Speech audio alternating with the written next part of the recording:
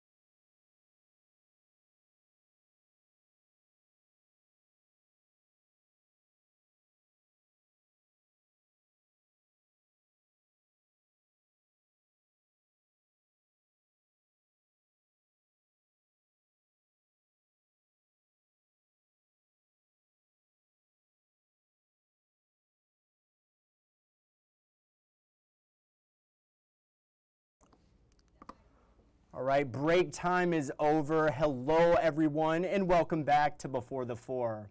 Now, with the Veterans Day Parade here in Huntsville only days out, Gina Benitez recently spoke with the former chair of the parade, who took over as the chairman back in 2020. Bill Marriott reflects on leading that parade through the challenges of the COVID-19 pandemic. Let's take a listen. So I had 2 missions really. Number one, to get this done in a relatively short period of time. And secondly, I felt it was important to put together a sustainable organization. Bill Marriott took over as chair of the Huntsville Veterans Day Parade and events at an interesting time, smack dab in the middle of the COVID-19 pandemic. The dinner and the breakfast we just couldn't do because the majority of those folks that we were honoring were elderly service members, honoring them for their service and remembrance of everything they've done. He had to build up an organization from scratch without meeting most people in person. After canceling some events, all eyes turned to the main attraction, the parade. After talks and consultations with people in D.C., Marriott made the call. They felt that the parade we could still put on because it was outside and people would separate. And the parade went on, though not exactly without a hitch. We got the parade done, battled the rain the whole day. By the next year, Marriott says things were much better. We had put in bylaws and rules, especially with regards to the parade, and it was much smoother. While not without its fair share of challenges, he's grateful for his time as chairman. And then I was able to get everything finished and turn it over to my successor. So I consider it a success. Gina Benitez, 48 on your side.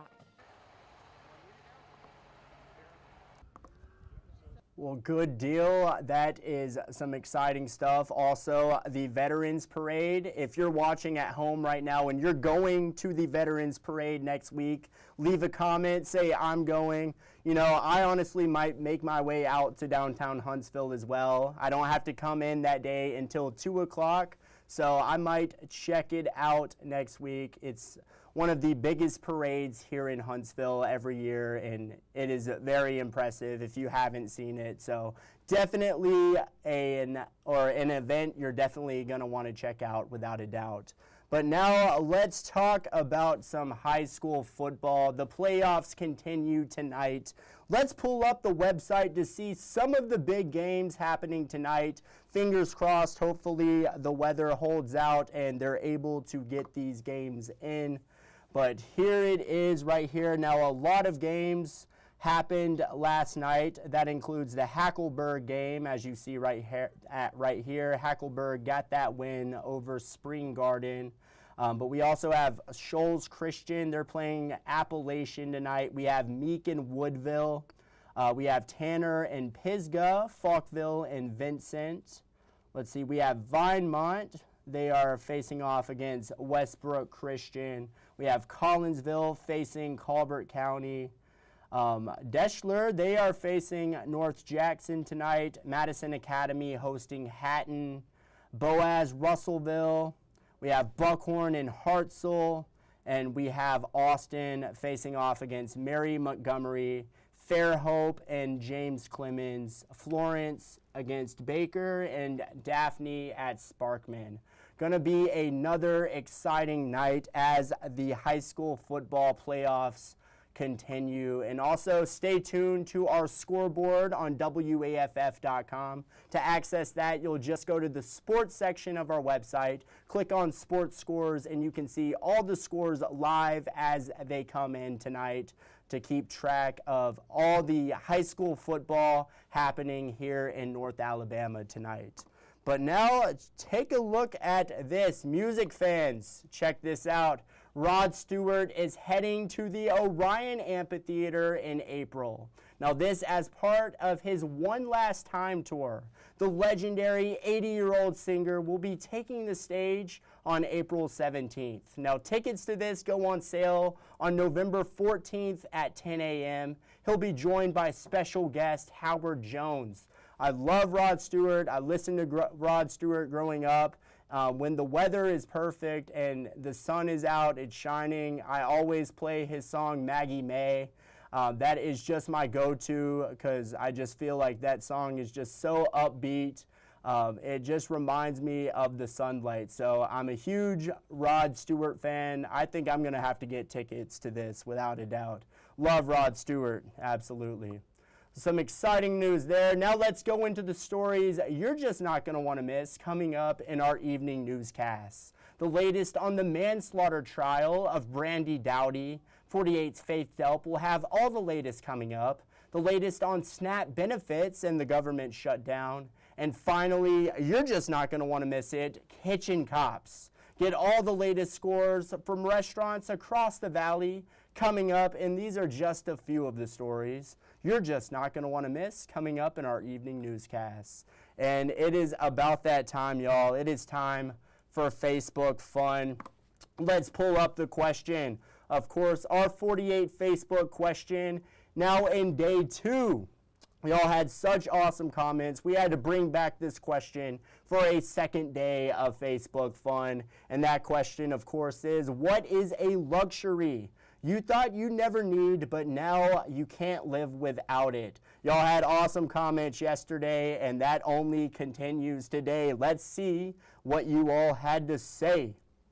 Tony Jones said, backup camera on my vehicle. I'll never buy another one without it. I feel that, Tony Jones. It was literally early in the month of October. I was driving my old car, and I was over here breaking my neck every time I needed to back out of a parking space. Yeah, now that I have a new car, that backup camera is awesome. I don't even have to turn my head. I just look at the dash, and I'm like, oh, heck yeah, I can back up right here. That is an awesome luxury item. Tony Jones, I agree 100%. Backup cameras are amazing. Let's see what else y'all had to say. Letitia Brinkley said, paper towels. Lots of paper towels. Bounty triple ply.